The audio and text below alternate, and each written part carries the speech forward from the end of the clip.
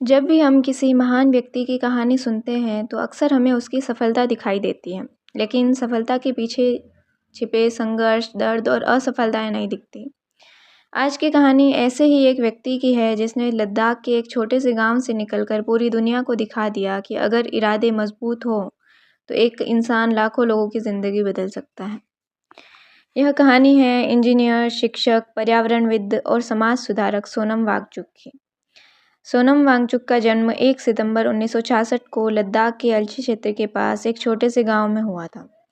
उनके पिता लद्दाख के एक प्रमुख नेता थे और बाद में जम्मू कश्मीर सरकार में मंत्री भी बने। उनकी माँ एक साधारण गृहिणी थी।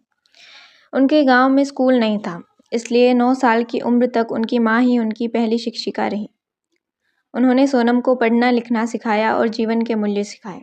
लेकिन असली संघर्ष तब शुरू हुआ जब उन्हें श्रीनगर के स्कूल में भेजा गया। वहाँ पढ़ाई ऐसी भाषा में होती थी जिसे वे समझते ही नहीं थे।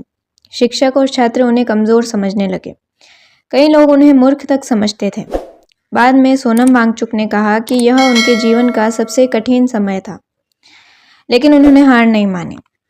उन्होंने मैकेनिकल इंजीनियरिंग की पढ़ाई NIT श्रीनगर से पूरी की और एक आरामदायक नौकरी की जगह समाज की सेवा का रास्ता चुना।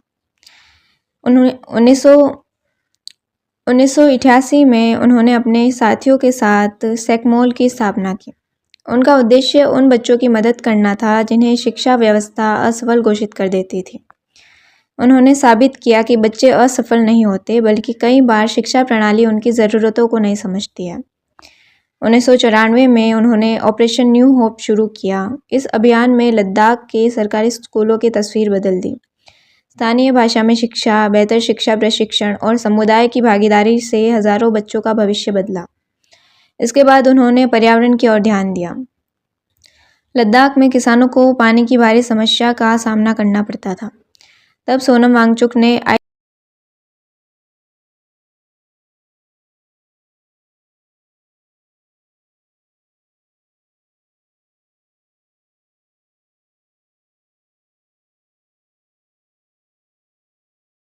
स्तूप का आविष्कार किया। यह कृत्रिम ग्लेशियर सर्दियों में पानी जमा करता है और गर्मियों में धीरे धीरे पिघलकर किसानों को पानी देता है। आज यह तकनीक दुनिया भर में प्रसिद्ध है। उन्होंने सौर ऊर्जा से चलने वाले भवन बनाए जो कड़ाके की ठंड में भी गर्म रहते हैं।